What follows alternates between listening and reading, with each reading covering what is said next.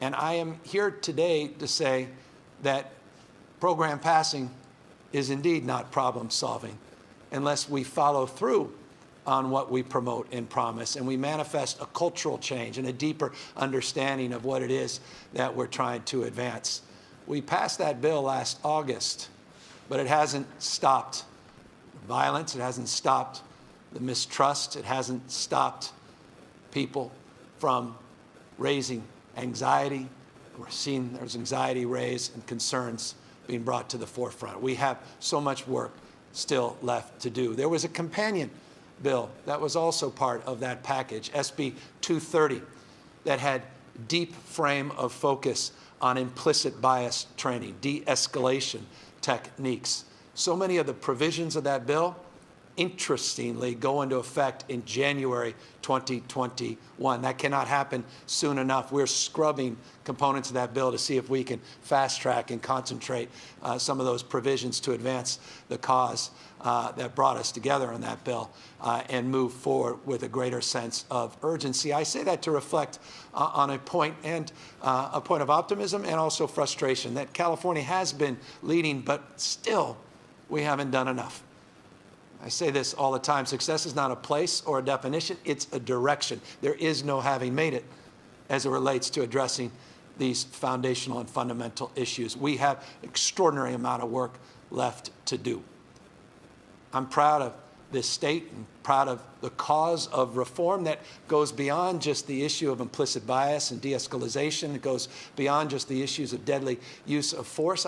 We're very proud of this state and the leadership that we advance to begin anew a conversation about broader criminal justice reform to address the issues of the war on drugs and the disparities, the race-based sentencing, the 5-year minimum mandatory sentences that not too long ago were part and parcel of the culture of enforcement, and ultimately, as it relates to sentencing, 5-year mandatory sentence for having possession of 5 grams of crack cocaine. For those with possession of powder cocaine, it took 5,000 grams of cocaine to have the same 5-year minimum mandatory sentence. 5,000 to 1 ratio of disparity. I remember the Clinton administration knocked that down to 500 to 1. The Obama administration knocked it down further, but disparities still persist, not just as it relates to the consequences of drug possession, but across the criminal justice system. That's why the state was one of the early adopters of a new approach as it relates to cannabis reform and legalization around adult use of marijuana. It was a civil rights call from our perspective. I was proud to be out in front in those efforts. It was about addressing the disparities. It was about addressing incarceration. And it was about addressing the ills of this war on drugs. But again, it's not enough. We are proud of the work we've done in the state of California. We announced, and the legislature has embraced, the need to shut down state prisons in our current budget that I will sign in just a few weeks. It calls for shutting down 2 state prisons. It calls for eliminating the Department of Juvenile Justice.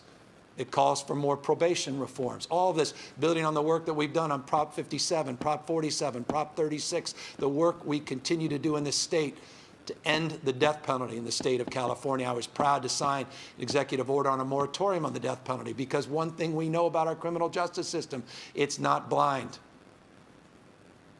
It discriminates based on the color of your skin, discriminates based on wealth. It has been said over and over again. It cannot be said enough. We have a criminal justice system. I don't think this. I know this. As governor, I live this every day. A criminal justice system that treats people that are rich and guilty a hell of a lot better than it treats people that are poor and innocent. You know that, and I know that. So why aren't we doing something about it? We're trying our best here in the state, but we have to do more, still better. And I understand this conversation that we need to be having in the state of California just cannot be about criminal justice. It has to be about economic justice, social justice, environmental justice. It has to be so much richer and deeper than it's been in the past. That's why we created that Surgeon General position in the state of California, to begin to focus on the issues that manifest early in life, prenatal care, the focus on ACEs and early childhood trauma, focusing on prenatal care as well as preschool, early Head Start, not just Head Start, focusing on achievement gap before it manifests, because at the end of the day, we can consume ourselves with achievement gap, but we know that people aren't left behind in society, they start behind in society. So if we're going to get serious about addressing these disparities, then we've got to get serious about our work in that space as well. And we have committed ourselves to that cause. Education reform. My gosh, 10% of black students, 10% of black students met the state benchmarks on math proficiency last year, 10% by 8th grade. All of the disruption around COVID-19 and learning loss, study just came out today.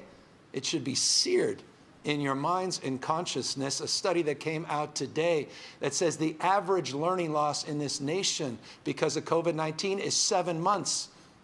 But for the black community, 10.3 months. For low-income community, over 1 year of learning loss because of the impacts of COVID-19. You think we got an achievement gap right now? What are we going to do about that? And by the way, I just want to be clear and respectful at the same time to the California legislature. One thing we're not going to do is take the $4.4 billion that we promoted in our budget and dilute it by taking it away from concentration funding for black and brown communities and those that are former foster youth and low income and English as second learners. I will reject any proposal that comes out of the legislature that does that. We are committed to the cause of equity, and that's the reason we put that $4.4 billion in the budget, to focus on equity. And Governor Brown said it better than any of us. There is no equal application in unequal systems. You can't just spread that money out equally. We need to concentrate its focus. And I just want to make that clear as responsibly and respectfully I can to the legislature. I won't budge on that budget proposal. We have to do more and better, not just in education, not just addressing issues as it relates to birth and 0 to 5, but we also have to start thinking more systemically, more broadly about income supports. We're proud in this state to have doubled our earned income tax credit, proud in this state to begin the process of doing more on child care and empowering caregivers by organizing caregivers and giving them the power and capacity, their voice to lead, the focus on pay equity. All of these issues, I can go on, except to say that we're seeding a lot of these things in the state of California, but it's not enough. We have work to do, and we have a responsibility to do more than we have in the past. And so I want to make clear that those efforts must continue, and we must double down, and we must recognize those gaps that continue to persist in the state and this nation. And so today I want to make a few announcements in terms of advancing that cause of recognition, understanding, and resolve. One thing that is crystal clear to me, having seen images that inspired me of peaceful protests, that protesters have the right not to be harassed. Protesters have the right to protest peacefully. Protesters have the right to do so without being arrested, gassed, be shot at by projectiles. That's a simple value statement. I want to make that crystal clear. They have the right not to be harassed, not to be denied, not to be arrested for peaceful protesting. Period, full stop. But it's clear on the images we see on TV, on the reality of a grandmother in La Mesa, California, that's in the hospital. You've been watching Governor Newsom's live news conference. Our coverage continues right now on CBSN Bay Area. The governor says he's spent time speaking. People treated equally all across the state of California. Now, we have rules and regulations, the California Highway Patrol, as it relates to how we use projectiles and how we use tear gas and how we use force to protect the peace. Not deadly force in this case, but broadly. National Guard has a frame. But municipalities have different approaches. And it's clear to me that we need to standardize those approaches. And so I have had the privilege, and you'll have the opportunity to hear from two extraordinary leaders that I've known for years and have been admiring in terms of their leadership. One is Lateefah Simon, social justice warrior, who's been on the front lines of this cause for years and years, and Ron Davis, who was a former captain in the Oakland Police Department for many, many years and chaired Barack Obama, was the executive director of Barack Obama's 21st Century Policing Task Force that put out a report on reforming these tactics. And he, to his credit, is going to advise our efforts with Lateefah, working with journalists, working with advocates, working with law enforcement, together collectively to standardize our approach of engagement and to begin to address what we are seeing with our own eyes and people are experiencing all across this state and this nation as it relates to the disparities of approaches that exist around peaceful protesting and how we control crowds in a responsible way that protects people's fundamental constitutional rights and protects people's safety at the same time. And so you'll hear from them, and I am very pleased at their commitment to this cause and their resolve to advise us and to move forward very deliberative speed with recommendations to standardize these approaches in the very, very near term. Accordingly, it goes without saying, we cannot see the kind of techniques that tragically and ironically we train. I own this. We own this.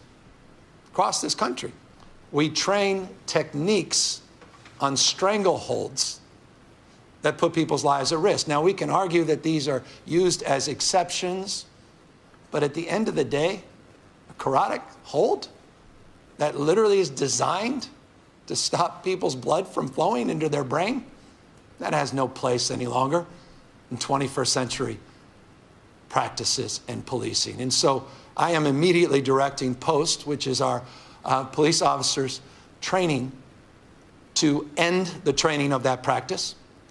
And I could not be more pleased. No sooner did we make a commitment on this proposal that a member of the legislature, Mike Gibson, to his credit, just introduced a piece of legislation that I will support and sign as soon as it gets to my desk to legislatively end that practice in the state of California. We did that years and years ago as it relates to chokeholds, decades ago, understandably, but not some of these techniques on strangleholds. And we have got to update our practices in that place as well. So that we will do immediately with a deep sense of urgency, as well as we organize a new construct on how we focus on crowd control and help support peaceful protesting in the state and continue our leadership to be a model for the rest of the nation. This has been a very difficult time, I know, for all of us. And I just want to express, in particular, deep, deep respect for those remarkable leaders that are out there on the streets demanding that this be a moral moment and that we meet this moment and that we do so not because it's just the right thing to do, but it does justice to the promise, what we promote. Because one thing is clear to me, we have a hierarchy of values in this country that diminishes certain people based on their color of the skin. And we have perpetuated that hierarchy for centuries in this state. And we need to own up to that. And we need to foundationally rip that out of its root. When we talk about institutional racism, that's what we're talking about. And we become almost numb to it, blind to it. No one wants to go back to normalcy. If you want to go back to normalcy, I'm not going there with you. I don't want to go back to normalcy. I want something better. We deserve something more. Generation of young people demand something better and something more. Please resist normalcy. Normalcy created the conditions that led to this moment. Normalcy has no place in terms of our reconciliation of this moment. We have to meet a higher calling. We are so much better than this, so much more capable than this. We will rise up to this moment. We will lead and we will listen and we will begin to reconcile, but with resolve and a commitment and a persistence, not patience, that is demanding of this moment. And we will lead, guided by people like Ron and Latifah and many, many others that have been on the front lines. And with that, I want to now just turn over this mic to Latifah to talk a little bit more about what she hopes to accomplish, what she's been doing, and how she hopes to work with Ron Davis and others will advise us with the urgency that's needed at this moment to move in a direction that does justice to those cries that we are loudly hearing in the state of California. Latifah?